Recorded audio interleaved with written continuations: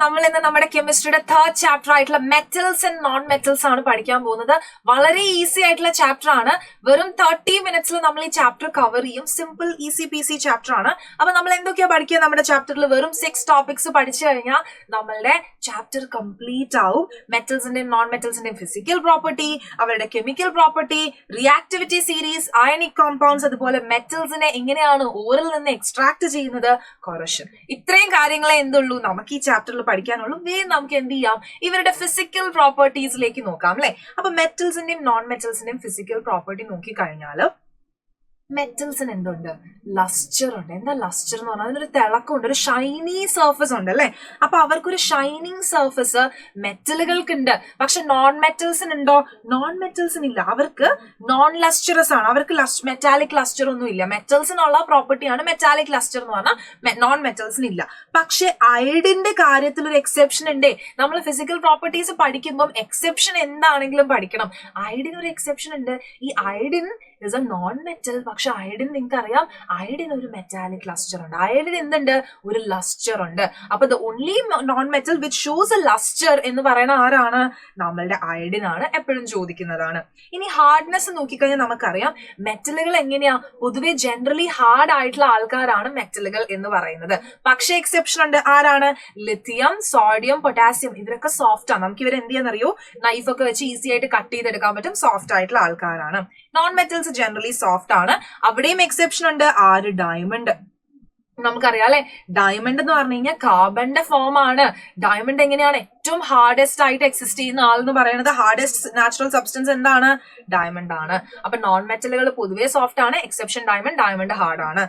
ഇനി എന്താണ്? മെറ്റൽസ് പൊതുവെ ഹാർഡ് ആണ്. എക്സെപ്ഷൻ ആരൊക്കെയാണ്? Lithium, sodium, potassium. LiNaK ആണ് വരുന്നത് അല്ലെ. Lithium, sodium, potassium. അതിലെങ്ങനെയാണ്? ഇവരെ നമുക്ക് എന്ത് ചെയ്യാം? നൈഫ് വെച്ച് കട്ട് ചെയ്യാനായിട്ട് പറ്റും അല്ലെ. നൈഫ് വെച്ച് നമുക്ക് ഇവരെ എന്ത് ചെയ്യാൻ പറ്റും? കട്ട് ചെയ്യാനായിട്ട് പറ്റും. ഇനി ഇവരുടെ സ്റ്റേറ്റ് നോക്കുകയാണെങ്കിൽ മെറ്റൽസ് എങ്ങനെയാ? മെറ്റൽസ് സോളിഡ് സ്റ്റേറ്റിൽ ഇരിക്കുന്ന ആൾക്കാരാണ്. നോൺ മെറ്റൽസ് എങ്ങനെയാണ്? സോളിഡ് ആയിട്ടും ഗ്യാസ് ആയിട്ടും ഇരിക്കും. അപ്പൊ മെറ്റൽസിൽ ഒരു എക്സെപ്ഷൻ ഉണ്ട്. മെർക്കുറി എങ്ങനെയാണ്? Mercury is A liquid metal എന്ന് നമ്മൾ പഠിച്ചിട്ടുണ്ട്. മെർക്കുറി ലിക്വിഡ് സ്റ്റേറ്റിലാണ് ഇരിക്കുന്നത്. പൊതുവെ മെറ്റലുകൾ എല്ലാം സോളിഡ് സ്റ്റേറ്റിലാണ്. മെർക്കുറി ലിക്വിഡ് സ്റ്റേറ്റിലാണ് ഇരിക്കുന്നത്. ഇനി ബ്രോമിൻ എങ്ങനെയാണ്? ബ്രോമിൻ എങ്ങനെയാണ്? എക്സെപ്ഷൻ ഉണ്ട്. നോൺ മെറ്റൽസിന്റെ കേസിൽ ബ്രോമിൻ ആണ് എക്സെപ്ഷൻ. മെറ്റൽസിന്റെ കേസിൽ ആരാണ്? മെർക്കുറി ആണ് exception. Exception exception exception. Chemistry is full of exception. അപ്പം എക്സെപ്ഷൻസ് പഠിച്ചു വെക്കണം. ഇനി എന്ത് ചെയ്യാം? മാലിയബിലിറ്റി. മാലിയബിലിറ്റി എന്ന് പറഞ്ഞാൽ എന്താ? അടിച്ച് പരത്താൻ പറ്റും അല്ലെ. അടിച്ച് എന്ത് ചെയ്യാൻ പറ്റും? തിൻ ഷീറ്റ്സ് ആക്കാൻ പറ്റും. എങ്കിൽ നമ്മൾ എന്ത് പറയും? It is metals. അപ്പൊ മെറ്റലിനെ ഇങ്ങനെ അടിച്ച് തിൻ ഷീറ്റ്സ് ആക്കാൻ പറ്റുന്നുണ്ടെങ്കിൽ it is known as malleability. അത് മെറ്റൽസിന്റെ പ്രോപ്പർട്ടി ആണ്. നോൺ മെറ്റൽസ് എങ്ങനെയാണ്? നോൺ മാലിയബിൾ ആണ്. ഗോൾഡും സിൽവറും ഒക്കെയാണ് എന്ത് ചെയ്യുന്നത്? ഏറ്റവും കൂടുതൽ മാലിയബിൾ ആയിട്ടുള്ള മെറ്റൽ എന്ന് പറയുന്നത് ഗോൾഡും സിൽവറും ആണ്. ഓക്കെ. ഇനി ഡക്റ്റിലിറ്റി. ഡക്റ്റിലിറ്റി എന്ന് പറയുമ്പോൾ drawn into thin wires. ചെറിയ വയറുകളായിട്ട് വലിച്ചു നീട്ടാൻ പറ്റുമെങ്കിൽ ഇറ്റ് ഇസ് ഡക്റ്റിലിറ്റി. അടിച്ചു പരത്താൻ പറ്റുമെങ്കിൽ ഇറ്റ് ഇസ് മാലിയബിലിറ്റി കേട്ടോ. അപ്പൊ തിൻ വയേഴ്സ് ആയിട്ട് നമുക്ക് ഡ്രോൺ ചെയ്യാൻ പറ്റുന്നെങ്കിൽ ഡക്റ്റിലിറ്റി ആണ്. നോൺ മെറ്റൽസ് എന്താണ്? നോൺ ഡക്ടൈൽ ആണ്. ഇനി കണ്ടക്ടേഴ്സ് ഓഫ് ഹീറ്റ് ആൻഡ് ഇലക്ട്രിസിറ്റിയിലേക്ക് വരുമ്പോൾ മെറ്റൽസ് എങ്ങനെയാണ്? Good conductors of heat and electricity ആണ്. എക്സാമ്പിൾ സിൽവർ, കോപ്പർ ഒക്കെ എങ്ങനെയാണ്? ബെസ്റ്റ് കണ്ടക്ടേഴ്സ് ആണ്. ലെഡും മെർക്കുറി എങ്ങനെയാണ്? പുവർ കണ്ടക്ടേഴ്സ് ആണ്. നോൺ മെറ്റലുകൾ poor conductor of heat and electricity ആണ്. അവിടെ എക്സെപ്ഷൻ ഉണ്ട്. ആര്? ഗ്രഫൈറ്റ്. ഗ്രഫൈറ്റ് എന്ത് ചെയ്യും? കണ്ടക്ടർ ആണ്. Graphite is A good conductor ആണ് കേട്ടോ. അപ്പൊ അതൊന്ന് ഓർത്ത് വെക്കാം. ഇനി ഡെൻസിറ്റി. ഡെൻസിറ്റി നോക്കിക്കഴിഞ്ഞാൽ നമുക്കറിയാം മെറ്റലുകൾക്ക് ഹൈ ഡെൻസിറ്റിയും ഹൈ മെൽറ്റിംഗ് പോയിന്റും ഉണ്ടാവും. എക്സെപ്ഷൻ ഉണ്ട്. ആർക്ക്? സോഡിയത്തിനും പൊട്ടാസ്യത്തിനും എക്സെപ്ഷൻ ഉണ്ട്. അവർക്ക് low melting and low boiling point ആണ് വരുന്നത്. Low density and low melting point ആണ് വരുന്നത്. പക്ഷെ പൊതുവെ എങ്ങനെയാണ്? ഇവർക്ക് ഹൈ ആണ് വരുന്നത്. നോൺ മെറ്റൽസിന് ലോ ഡെൻസിറ്റിയും ലോ മെൽറ്റിംഗ് പോയിന്റും ആണ് കേട്ടോ വരുന്നത്. നോൺ മെറ്റൽസിന് low density and low melting point ആണ് വരുന്നത്. സോ നമ്മൾ എന്ത് പഠിച്ചു? ഫിസിക്കൽ പ്രോപ്പർട്ടീസ് ആണ് പഠിച്ചുകൊണ്ടിരിക്കുന്നത്. അവസാനത്തെ പ്രോപ്പർട്ടീസ് തൊണ്ണൂറസ് അല്ലെ. നമ്മൾ ബെല്ലൊക്കെ അടിക്കുന്നത് അല്ലെങ്കിൽ നമ്മളിപ്പം ഒരു മെറ്റൽ സർഫസിൽ പോയിട്ട് അടിച്ചു കഴിഞ്ഞാൽ എന്ത് വരും? അതൊരു സ്ട്രൈക്കിംഗ് അല്ലെ. നമ്മളൊരു hard metals produce sound on striking A hard surface. ഒരു ഒച്ച കേൾക്കും. നല്ലൊരു ഭംഗിയുള്ള, നല്ലൊരു രസമുള്ള, ഭംഗിയുള്ള നല്ലൊരു സൗണ്ട് കേൾക്കും അല്ലെ. ആ സൗണ്ടിനെയാണ് നമ്മൾ എന്ത് വിളിക്കുന്നത്? സൊണോറസ് എന്ന് പറയുന്നത് അല്ലെ. അപ്പൊ നോൺ മെറ്റൽസ് അങ്ങനെ സൗണ്ട് ഉണ്ടാക്കൂ? ഇല്ല. മെറ്റൽസ് സൊണോറസ് ആണ്. അതുകൊണ്ടാണ് നമുക്ക് ഈ ബെൽസ് ഒക്കെ റിങ് ചെയ്യുമ്പോൾ നല്ല സൗണ്ട് കേൾക്കുന്നത് കേട്ടോ. അപ്പൊ ഇനി എന്ത് ചെയ്യണം? മെറ്റലിന്റെയും നോൺ മെറ്റലിന്റെയും ഓക്സൈഡ്സ് വളരെ ഇമ്പോർട്ടന്റ് ആണ്. മെറ്റാലിക് ഓക്സൈഡുകൾ എങ്ങനെയാണ്? അവര് ബേസിക് ആയിരിക്കും. നോൺ മെറ്റാലിക് ഓക്സൈഡ്സ് എങ്ങനെയായിരിക്കും? അസിഡിക് ആയിരിക്കും. അത് ഓർത്തു വെക്കാൻ ഞാൻ ഒരു കോഡ് കോഡ് പറഞ്ഞായിരുന്നു. മെറ്റാലിക് ഓക്സൈഡ്സ് ബേസിക് ആണ് എന്ന് കാണിക്കാൻ നമ്മൾ മൊബൈൽ എന്ന് ഓർത്താൽ മതി, നമ്മുടെ മൊബൈൽ ഫോൺ അല്ലേ. അപ്പൊ മെറ്റാലിക് ഓക്സൈഡ് ബേസിക്. ഓക്കെ, അപ്പൊ നേരെ തിരിച്ച് നോൺ മെറ്റാലിക് ഓക്സൈഡ്സ് എങ്ങനെയായിരിക്കും? അസിഡിക് ആയിരിക്കും. ഇനി കെമിക്കൽ പ്രോപ്പർട്ടീസ് ഓഫ് മെറ്റൽ. മെറ്റലിന്റെ കെമിക്കൽ പ്രോപ്പർട്ടീസിലേക്ക് വരാൻ നേരത്ത് എന്ത് സംഭവിക്കും? കെമിക്കൽ പ്രോപ്പർട്ടീസിലേക്ക് വരാൻ നേരത്ത് മെറ്റൽസ് ഓക്സിജൻ ആയിട്ട് കമ്പൈൻ ചെയ്തിട്ട് എന്ത് സംഭവിക്കും? മെറ്റൽ ഓക്സൈഡുകൾ ഉണ്ടാവും. മെറ്റൽസ് ഓക്സിജൻ ആയിട്ട് കമ്പൈൻ ചെയ്തിട്ട് മെറ്റൽ ഓക്സൈഡ് ഉണ്ടാവും. ഫോർ എക്സാമ്പിൾ കോപ്പറും ഓക്സിജനും കമ്പൈൻ ചെയ്ത് കോപ്പർ ഓക്സൈഡ് ഉണ്ടായി. അലുമിനിയം ഓക്സിജനും കമ്പൈൻ ചെയ്ത് അലുമിനിയം ഓക്സൈഡ് ഉണ്ടായി. MgO2 കമ്പൈൻ ചെയ്ത് MgO ഉണ്ടായി അല്ലെ. അപ്പം മെറ്റൽസ് എപ്പോഴും ഓക്സിജൻ ആയിട്ട് അല്ലെങ്കിൽ എയർ ആയിട്ട് കമ്പൈൻ ചെയ്തിട്ട് എന്തുണ്ടാവും? അതിന്റെ ഓക്സൈഡുകൾ ഉണ്ടാവും, കറസ്പോണ്ടിങ് ഓക്സൈഡുകൾ ഉണ്ടാവും. അപ്പൊ ഈ ഓക്സിജൻ ആയിട്ടുള്ള റിയാക്ഷനിൽ ഡിഫറൻസ് ഉണ്ട്, റിയാക്ടിവിറ്റിയിൽ ഡിഫറൻസ് ഉണ്ട്. സോഡിയവും പൊട്ടാസ്യവും ഇല്ലേ, ഇവന് നമ്മള് എവിടെ വെച്ചാലും ചുമ്മാ ഒന്ന് തുറന്നു വെച്ചാൽ തന്നെ ഇവൻ എന്ത് ചെയ്യും? തീ പിടിക്കും. നമ്മൾ പറയില്ലേ, എവിടെയും വെക്കാൻ പറ്റില്ല, ജസ്റ്റ് ചുമ്മാ ഒന്ന് എന്ത് ചെയ്താൽ മതി, വെറുതെ നമ്മൾ എന്ത് ചെയ്താൽ മതി, ഓപ്പൺ ആക്കി വെച്ചാൽ അപ്പൊ തന്നെ എന്ത് ചെയ്യും? തീ പിടിക്കും. അതുകൊണ്ട് തന്നെ നമ്മൾ ഈ സോഡിയത്തിനെയും പൊട്ടാസ്യത്തിനെയും കെറസിനിൽ ഇമേഴ്സ് ചെയ്താണ് വെക്കുക. അത് ചോദിക്കൂട്ടോ, എന്തുകൊണ്ടാണ് ഇവരെ കെറസിനിൽ ഇമേഴ്സ് ചെയ്ത് വെക്കുന്നതെന്ന് വെച്ചാൽ ദേ ആർ ഹൈലി റിയാക്റ്റീവ്. വെറുതെ ഓപ്പൺ ആയിട്ട് കീപ്പ് ചെയ്ത് കഴിഞ്ഞാൽ അപ്പൊ തന്നെ എന്ത് ചെയ്യും? അത് ഫയർ ക്യാച്ച് ചെയ്യും. അതുകൊണ്ടാണ് നമ്മൾ എന്ത് ചെയ്യുന്നത്? കെറസിനിൽ ഇമേഴ്സ് ചെയ്ത് വെക്കുന്നത്. ഇനി എന്ത് ചെയ്യാന്നറിയൂ, നമ്മുടെ MgAl, സിങ്ക്, PB ഒക്കെ ഒരു ഓക്സൈഡ് ലെയർ പയ്യെ ഇതിന്റെ മുകളിൽ കവർ ചെയ്തിരിക്കുന്നുണ്ടാവും. അതുകൊണ്ട് ഇതിന്റെ ഫെർദർ ഓക്സിഡേഷൻ, ഈ ഉണ്ടായ ലെയർ എന്ത് ചെയ്യും? ഇതിന്റെ ഫെർദർ ഓക്സിഡേഷൻ പ്രിവെന്റ് ചെയ്യും. ഇനി നമുക്കറിയാം ഈ Feയും Cu ഒക്കെ എന്ത് ചെയ്യില്ല, പെട്ടെന്ന് പോയിട്ട് ഓക്സിജൻ ആയിട്ട് റിയാക്ട് ചെയ്യില്ല. അപ്പൊ നമ്മൾ ഒരുപാട് നേരം ഹീറ്റ് ചെയ്ത് കൊടുത്തു കഴിഞ്ഞാൽ എന്ത് ചെയ്യും? ഇവര് റിയാക്ട് ചെയ്യും. ഇനി നമുക്കറിയാം Au, Ag ഒന്നും എന്ത് ചെയ്യില്ല, ഓക്സിജൻ ആയിട്ട് റിയാക്ട് ചെയ്യില്ല. നമ്മളറിയാം, നമ്മൾ ഗോൾഡും സിൽവറും ഒക്കെ നമ്മൾ ഇടുന്നതാണല്ലേ. അപ്പൊ നമ്മൾ ഇടുന്ന ഓർണമെന്റ്സ് ഒക്കെ നമ്മൾ എയർ ആയിട്ട് റിയാക്ട് ചെയ്യാൻ തുടങ്ങി കഴിഞ്ഞാൽ പ്രശ്നമാവും. അപ്പൊ ഇതൊന്നും എന്ത് ചെയ്യില്ല, വേഗം റിയാക്ട് ചെയ്യാത്ത അല്ലെങ്കിൽ റിയാക്ടിവിറ്റി ഇല്ലാത്ത ആളുകളാണ്. ഓക്കെ, ഇനി എന്താണ് ആംഫോടെറിക് ഓക്സൈഡുകൾ? നമ്മൾ ഓക്സൈഡ്സിനെ പറ്റി പഠിച്ചു അല്ലെ. മെറ്റൽ ഓക്സൈഡുകൾ ഉണ്ടാവുന്നു എന്ന് പറഞ്ഞു അല്ലെ. അപ്പൊ ഈ മെറ്റൽ ഓക്സൈഡിന്റെ പ്രോപ്പർട്ടി നമ്മൾ നോക്കുമ്പോൾ ഇവൻ അസിഡിക് ആയിട്ടാണോ ബേസിക് ആയിട്ടാണോ ബിഹേവ് ചെയ്യണമെന്ന് നമ്മൾ നോക്കുമ്പോൾ ഇവൻ എന്ത് ചെയ്യുന്നറിയോ? ആസിഡ് ആയിട്ടും ബേസും ആയിട്ട് ബിഹേവ് ചെയ്യും. അങ്ങനെയുള്ളവരെയാണ് നമ്മൾ എന്ത് വിളിക്കുക? ആംഫോടെറിക് അല്ലെ. നിങ്ങൾ സയൻസിൽ, നമ്മൾ ബയോളജിയിൽ ആംഫിബിയൻസിനെ പറ്റി പഠിക്കും. അതായത് അവർക്ക് എന്ത് ചെയ്യാം? ലാൻഡിലും ജീവിക്കാം, അതേപോലെ വാട്ടറിലും ജീവിക്കാം. അതേപോലെ ആംഫോടെറിക് ഓക്സൈഡുകൾ എന്ന് പറഞ്ഞാൽ നമ്മുടെ തവളെ പോലെ അല്ലെ, നമ്മുടെ ഈ ഒരു പച്ച തവളെ പോലെയാണ്. എങ്ങനെയാണ്? അവൻ ആസിഡ് ആയിട്ടും ബേസുമായിട്ട് ബിഹേവ് ചെയ്യും.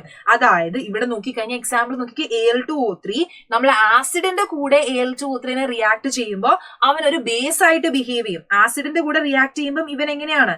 ഇവൻ ബേസ് ആയിട്ട് ബിഹേവ് ചെയ്യുകയും ബേസിന്റെ കൂടെ റിയാക്ഷനിൽ പാർട്ടിസിപ്പേറ്റ് ചെയ്യുമ്പോൾ അവൻ ആസിഡ് ആയിട്ട് ബിഹേവ് ചെയ്യുകയും ചെയ്യുകയാണെങ്കിൽ നമ്മൾ പറയും എങ്ങനെയാണ്? ആ ഓക്സൈഡ് എന്ന് പറയുന്നത്, Al2O3 എന്ന് പറയുന്നത് ഒരു ആംഫോടെറിക് ഓക്സൈഡ് ആണ് എന്ന് പറയും. സെറ്റ് ആണല്ലോ? സെറ്റ് ആണ്.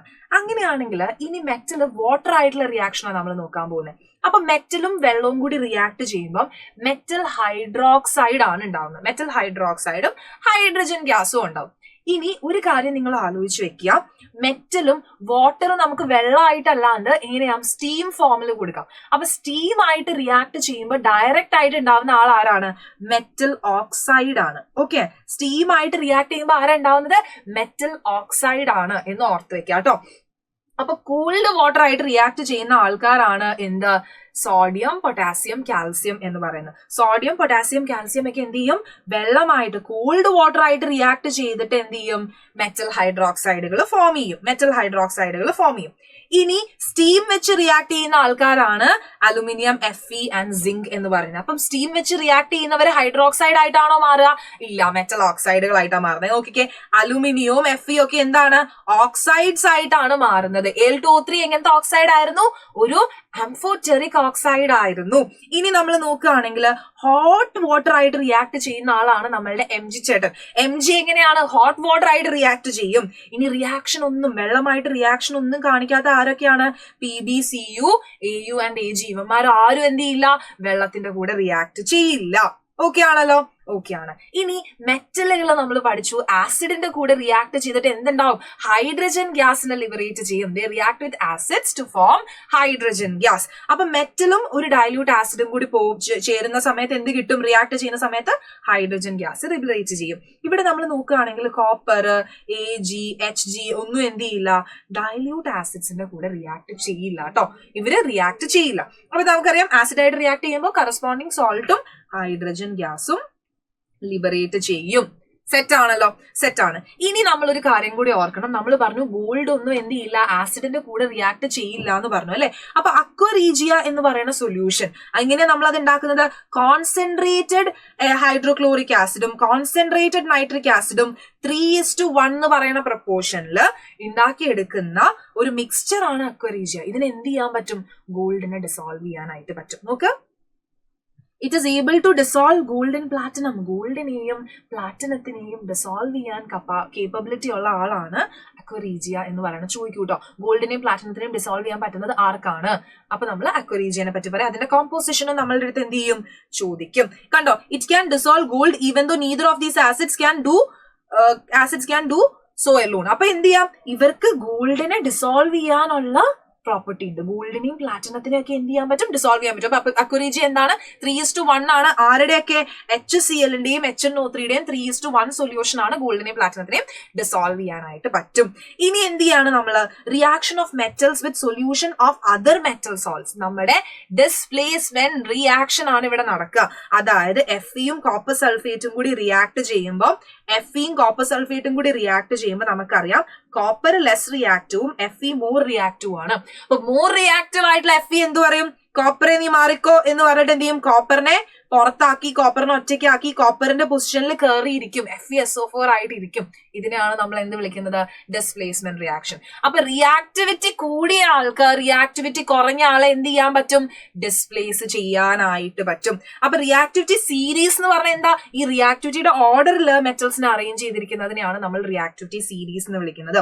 അപ്പം റിയാക്ടിവിറ്റി സീരീസിന്റെ ഏറ്റവും മുകളിൽ വരുന്ന ആളുകളാണ് മോസ്റ്റ് റിയാക്റ്റീവും, ഏറ്റവും താഴെ വരുന്നത് ലീസ്റ്റ് റിയാക്റ്റീവ് ആണ്. അപ്പൊ നമ്മുടെ കോപ്പർ, HG, AG, AU ഒക്കെ എന്താണ്? ലീസ്റ്റ് റിയാക്റ്റീവ് ആയിട്ടുള്ള ആൾക്കാരാണ്. നമുക്ക് sodium, potassium, calcium, magnesium, aluminium, zinc, iron, lead ഇവരൊക്കെ എന്താണ്? ഹൈലി റിയാക്റ്റീവ് ആയിട്ടുള്ള ആൾക്കാരാണ്. അപ്പൊ ഹൈലി റിയാക്റ്റീവ് ആയിട്ടുള്ള ആൾക്കാർക്ക് ലോ റിയാക്റ്റീവ് ആയിട്ടുള്ള റിയാക്ടിവിറ്റി കുറഞ്ഞ ആൾക്കാരെ എന്ത് ചെയ്യാൻ പറ്റും?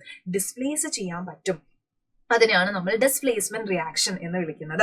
ഇനി മെറ്റലുകൾ, നോൺ മെറ്റലുകൾ നമ്മൾ റിയാക്ട് ചെയ്യാൻ പോവാ. ഒരു മെറ്റലും ഒരു നോൺ മെറ്റലുകളും നമ്മൾ റിയാക്ട് ചെയ്യാൻ പോവാ. അപ്പൊ നമുക്കറിയാം മെറ്റലുകളൊക്കെ എന്താണെന്നാ ഞാൻ പറഞ്ഞത്? മെറ്റലുകളെല്ലാം ഇലക്ട്രോൺ ഡോണേഴ്സ് ആണ്, ദാനശീലരാണ് അല്ലെ. മെറ്റൽസ് എങ്ങനെയാണ്? ഇലക്ട്രോൺ ഡോണേഴ്സ് ആണ്. നോൺ മെറ്റൽസ് എങ്ങനെയാണ്? അവർ ദാനശീലരല്ല, പിടിച്ച് ഇലക്ട്രോൺസിനെ മേടിക്കുന്ന ആളുകളാണ് അല്ലെ. ഇലക്ട്രോൺ നെഗറ്റീവ് എലമെന്റ്സ് ആണ്, അവർ ഇലക്ട്രോൺസിനെ ഗെയിൻ ചെയ്യുന്ന ആൾക്കാരാണ് അല്ലെ. അപ്പൊ നോക്കിക്കേ, നമ്മളുടെ കംപ്ലീറ്റ്ലി ഫിൽഡ് വാലൻസ് ഷെൽ എപ്പോഴും ആറ്റം എന്താ ശ്രമിക്കുന്നത്? എപ്പോഴും ഇവർ എന്തിനാ ശ്രദ്ധിക്കുന്നത്? നമുക്ക് ഓക്സിറ്റ് ഓഫ് ഇലക്ട്രോൺസ് കിട്ടാൻ വേണ്ടിയിട്ടാണ് എലമെന്റ്സ് നോക്കുന്നത്. അപ്പം മെറ്റലുകൾ എപ്പോഴും എന്ത് ചെയ്യും? ലോസ് ഇലക്ട്രോൺസ് ചെയ്യും. അതേപോലെ നോൺ ഇലക്ട്രോൺസ് എന്ത് ചെയ്യും? നോൺ മെറ്റൽസ് എന്ത് ചെയ്യും? ഇലക്ട്രോൺസിനെ ഗെയിൻ ചെയ്യും. മെറ്റൽസ് ദാനശീലരാണ്, അവര് ഡൊണേറ്റ് ചെയ്യും. നോൺ മെറ്റൽസ് എന്ത് ചെയ്യും? വാങ്ങിക്കും. അങ്ങനെ ഒരു കൊടുക്കൽ വാങ്ങൽ ബന്ധത്തിലാണ് ഇവരെന്ത് ചെയ്യുന്നത്? കോമ്പൗണ്ട് ഫോം ചെയ്യുന്നത്. അപ്പൊ നമ്മുടെ NaCl-ന്റെ ഫോർമേഷൻ നമുക്ക് പഠിക്കാനുണ്ട്. അപ്പൊ ഈ Na നമ്മൾ നോക്കുകയാണെങ്കിൽ അവന്റെ ഇലക്ട്രോണിക് കോൺഫിഗറേഷൻ എങ്ങനെയാ? 281 ആണ്. അപ്പൊ നമ്മുടെ സോഡിയം പറയും, എനിക്ക് ഈ ഒരു ഇലക്ട്രോൺ പോയി കഴിഞ്ഞാൽ, എന്റെ ഔട്ടർ മോസ്റ്റ് ഷെല്ലിലുള്ള ഒരു ഇലക്ട്രോൺ പോയി കഴിഞ്ഞാൽ എനിക്ക് എന്ത് കിട്ടും? ഒക്ടറ്റ് ഓഫ് ഇലക്ട്രോൺസ് കിട്ടും. അപ്പൊ ക്ലോറിൻ ഇങ്ങനെ ഇരിക്കണ്ടോ? അപ്പൊ ക്ലോറിൻ പറയും, അയ്യോ എനിക്ക് 7 ഇലക്ട്രോൺ ഉണ്ട് എന്റെ ഔട്ടർ മോസ്റ്റ് ഷെല്ലിൽ, ഒരു ഇലക്ട്രോൺ എവിടെന്നെങ്കിലും കിട്ടിക്കഴിഞ്ഞാൽ എനിക്ക് ഒക്ടറ്റ് ഓഫ് ഇലക്ട്രോൺസ് കിട്ടും. അപ്പൊ Na പോയിട്ട് എന്ത് ചെയ്യും? അവന്റെ ഒരു ഇലക്ട്രോൺ ക്ലോറിന് കൊടുക്കും. അപ്പൊ Na ഹാപ്പി അല്ലെ. ഒരു ഇലക്ട്രോൺ കൊടുത്തു കഴിയുമ്പോ ആരാവും? Na+ ആകും അല്ലെ. ക്ലോറിൻ അത് വാങ്ങി കഴിയുമ്പോ ക്ലോറിൻ എന്താവും? Cl- ആവും അല്ലെ. ഒരു ഇലക്ട്രോൺ കൊടുത്തു, അപ്പൊ അവന്റെ തലയിൽ ഒരു പോസിറ്റീവ് ചാർജ് വരും അല്ലെ. അവൻ ഇങ്ങനെ ആലോചിച്ചാൽ മതി നിങ്ങൾ, അവൻ ഒരു ഇലക്ട്രോൺ ഡൊണേറ്റ് ചെയ്യല്ലേ ചെയ്തേ, അപ്പൊ അവനൊരു നല്ല കാര്യമല്ലേ ചെയ്തത് അല്ലെ. അപ്പൊ അവനൊരു പോസിറ്റീവ് ചാർജ് കിട്ടി. എത്ര ഇലക്ട്രോൺ ആണോ കൊടുക്കുന്നത് അത്രയും പോസിറ്റീവ് ചാർജ് കിട്ടും. ക്ലോറിൻ അത് തട്ടിപ്പറിച്ച് മേടിക്കുക ചെയ്തത് അല്ലെ. അപ്പൊ നമുക്കറിയാം, നമ്മുടെ അടുത്ത് ഇപ്പം നമ്മുടെ സ്കൂളിൽ നിന്നൊക്കെ നമ്മുടെ പൗച്ചിൽ നിന്നൊക്കെ ഓരോന്നൊക്കെ എടുത്തുകൊണ്ട് പോകുന്ന ആൾക്കാരെ നമുക്ക് എന്ത് ചെയ്യാം? നമുക്ക് ഇഷ്ടമല്ല. അവര് നമ്മുടെ പൗച്ചിൽ നിന്ന് വന്ന് പെന്നും പെൻസിലും സ്കെയിലും ഒക്കെ എടുത്തുകൊണ്ട് പോവാണെങ്കിൽ നമ്മളൊരു അവൻ വന്നാൽ തന്നെ പൗച്ചിലുള്ള എല്ലാ സാധനവും അവൻ എടുത്തുകൊണ്ട് പോകുന്നു പറയും. പക്ഷെ നമ്മളൊരു പെന്നില്ലാതെ പോകുമ്പോൾ നമുക്കൊരു പെന്ന് തരുന്ന ആള് നമ്മൾ പറയും അവൻ ഭയങ്കര നല്ല അല്ലെ, അവൻ ഭയങ്കര കിടിലനാ, അവൻ ഞാൻ എപ്പോ പെന്നില്ലാണ്ട് പോയാലും എന്നെ ഹെൽപ്പ് ചെയ്യും. അപ്പൊ നമ്മൾക്ക് ഒരു സാധനം തരുന്ന ആൾക്കാരുടെ അടുത്ത് നമുക്കൊരു പോസിറ്റീവ് വൈബും, നമ്മളുടെ അടുത്ത് എല്ലാം എടുത്തുകൊണ്ട് പോകുന്ന ആൾക്കാരുടെ അടുത്ത് നമുക്കൊരു നെഗറ്റീവ് വൈബാണ്. അപ്പൊ മെറ്റലുകൾ എപ്പോഴും ഇലക്ട്രോൺസിനെ ഡൊണേറ്റ് ചെയ്യും. അപ്പൊ അവന്റെ തലയിൽ ഒരു പോസിറ്റീവ് ചാർജ്, ഒരു പോസിറ്റീവ് ഓറ കയറും. ഇനി എന്താണ്, ഇലക്ട്രോൺസിനെ വലിച്ചു വാങ്ങി ക്ലോറിനാ, എനിക്ക് 7 ഇലക്ട്രോൺ ഉണ്ട്, എനിക്ക് ഒരെണ്ണം വേണം എന്ന് പറഞ്ഞ പ്രശ്നം ഉണ്ടായിക്കൊണ്ടിരിക്കുന്ന ക്ലോറിനാണ്. അപ്പൊ അവൻ എന്ത് ചെയ്യും, Cl- ആയിട്ട് മാറും. അപ്പൊ ഇവിടെ എന്ത് ചെയ്യും, Na+ഉം Cl- കൂടി ചേർന്ന് NaCl ഫോം ചെയ്യും. ഇങ്ങനെ ഒരു കൊടുക്കൽ വാങ്ങലിൽ ഉണ്ടായിട്ടുള്ള ബോണ്ടിനെ നമ്മൾ എന്ത് വിളിക്കും, അയണിക് ബോണ്ട് എന്ന് പറയും. കണ്ടോ, സ്ഥിരതയില്ലാതെ അലഞ്ഞു നടന്നിരുന്ന തനിക്ക് അല്ലെ, ഒരു സ്റ്റെബിലിറ്റി ഇല്ലാതെ അലഞ്ഞു തിരിഞ്ഞ് നടന്നിരുന്ന നമ്മളുടെ എന്താണ് ക്ലോറിന് ഒരു ഇലക്ട്രോൺ കൊടുത്ത്, ക്ലോറിൻ എന്ത് ചെയ്തു നോക്കിക്കേ, സ്ഥിരതയില്ലാതെ അലഞ്ഞിരുന്ന് നടന്നിരുന്ന തനിക്ക് ഒരു ഇലക്ട്രോൺ ഡൊണേറ്റ് ചെയ്ത് സോൾട്ടായി മാറാൻ സഹായിച്ച സോഡിയത്തെ നോക്കുന്ന ക്ലോറിൻ എന്ന് പറഞ്ഞിട്ട്, കണ്ടോ, ജസ്റ്റ് സ്റ്റെബിലിറ്റി ഒന്നും ഇല്ലാതെ നടക്കുകയായിരുന്നു. അപ്പൊ സോഡിയം വന്നൊരു ഇലക്ട്രോൺ ക്ലോറിന് കൊടുത്തു. അപ്പൊ ക്ലോറിൻ ഇസ് ലൈക്ക് നന്മയുള്ള ലോഹമേ എന്ന് പറയാണല്ലേ. അപ്പൊ സോഡിയം ഇസ് സച്ച് നന്മയുള്ള മനുഷ്യനാണ്. അപ്പൊ സോഡിയം ക്ലോറൈഡ് ഫോം ചെയ്ത് എന്താണ്, അയണിക് ബോണ്ടാണ്, മറക്കരുത്. അപ്പൊ അയണിക് കോമ്പൗണ്ട്സ് എന്ന് പറഞ്ഞാൽ എന്താണ്, അവര് ട്രാൻസ്ഫർ ഓഫ് ഇലക്ട്രോൺസ് ആണ്. ട്രാൻസ്ഫർ ആ നടന്നത്, ട്രാൻസ്ഫർ ഓഫ് ഇലക്ട്രോൺസ്. ഒരു മെറ്റല് നോൺ മെറ്റലിനെ ഇലക്ട്രോൺസ് കൊടുത്തു. മെറ്റൽ ഇസ് നന്മയുള്ള ലോഹമാണല്ലേ, ലോഹം മീൻസ് മെറ്റൽ ആണ്. അപ്പൊ നന്മയുണ്ട് മെറ്റലിന്. മെറ്റൽ എന്ത് ചെയ്തു, നോൺ മെറ്റലിന് ഇലക്ട്രോൺസ് കൊടുത്തു. അപ്പൊ ഇവരെ നമ്മൾ എന്ത് വിളിക്കും, അയണിക് കോമ്പൗണ്ട്സ് അല്ലെങ്കിൽ ഇലക്ട്രോ വാലന്റ് കോമ്പൗണ്ട്സ് എന്ന് വിളിക്കും. അതൊന്ന് എന്ത് ചെയ്യുക, നോട്ട് ചെയ്ത് വെക്കാം. ഇനി എന്തൊക്കെയാണ് അയണിക് കോമ്പൗണ്ട്സിന്റെ പ്രത്യേകതകൾ, എന്ന് പറഞ്ഞാൽ അവരുടെ ഫിസിക്കൽ നേച്ചർ നോക്കിക്കഴിഞ്ഞാൽ അവര് സോളിഡ് ആണ്, അവര് ഹാർഡ് ആണ്, അവരെങ്ങനെയാണ്, ബ്രിട്ടിൽ ആണ്. ഇനി അവർക്ക് എങ്ങനെയാ high melting and boiling point ഉണ്ടോ, എപ്പോഴും ചോദിക്കും കേട്ടോ. അയണിക് കോമ്പൗണ്ട്സിന് high MP and high BP ആണ് വരുന്നത്. ഇനി സോളിബിലിറ്റി നോക്കുകയാണെങ്കിൽ അവർ വെള്ളത്തിൽ സോളിബിൾ ആണ്, അതേപോലെ തന്നെ കെറസിനും പെട്രോളിലും ഒക്കെ എങ്ങനെയാണ്, ഇൻസോല്യൂബിൾ ആണ്. ഇനി ഇലക്ട്രിസിറ്റിയുടെ കണ്ടക്ടർ ആണോ ചോദിച്ചാൽ മോൾട്ടൺ സ്റ്റേറ്റിലാണ്, പക്ഷെ സോളിഡ് ഫോമിൽ എങ്ങനെയാണ്, അവര് കണ്ടക്ട് ചെയ്യില്ല. ഇനി നമുക്ക് മെറ്റലിന്റെ ഒക്കറൻസിനെ കുറിച്ച് പഠിക്കാം.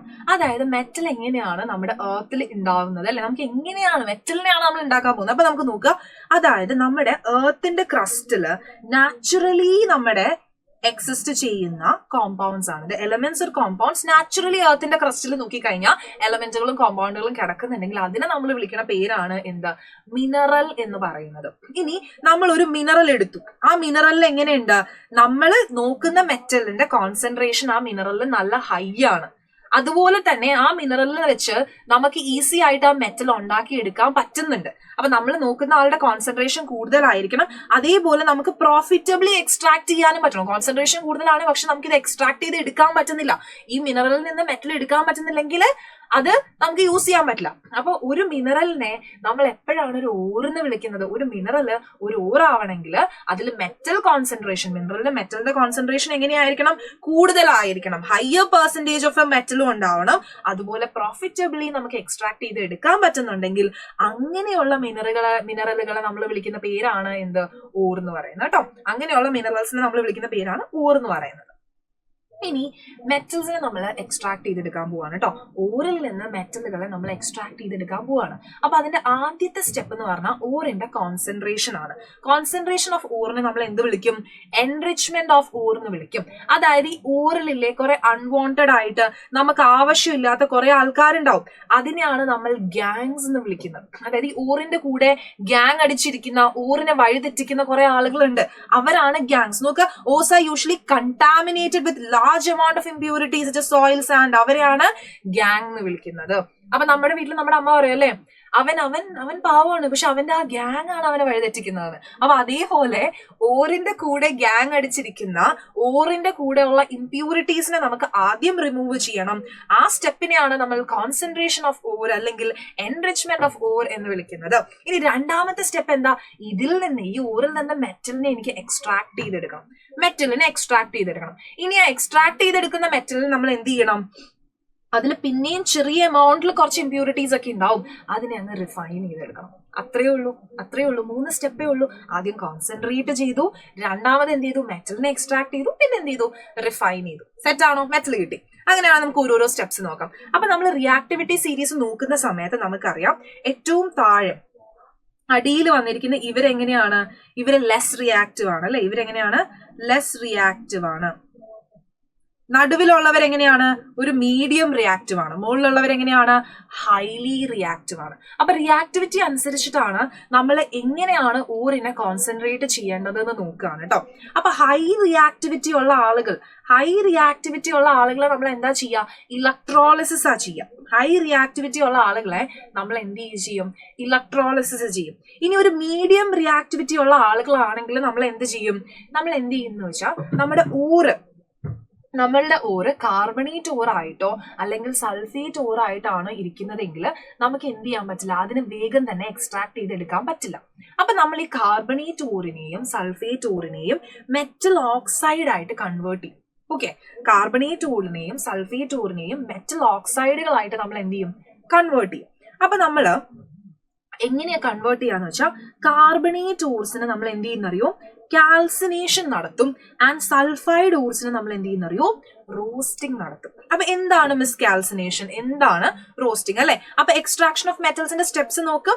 ഗ്യാങ് ഉണ്ടാവും. ഗ്യാങ്ങിനെ മാറ്റി നമ്മൾ എന്ത് ചെയ്യും? റോസ്റ്റിംഗും കാൽസിനേഷനും നടത്തി റിഡക്ഷൻ നടത്തിയാൽ നമുക്ക് എടുക്കുന്നത്. അപ്പൊ നമുക്ക് ഓരോ സ്റ്റെപ്പായിട്ട് നോക്കാം.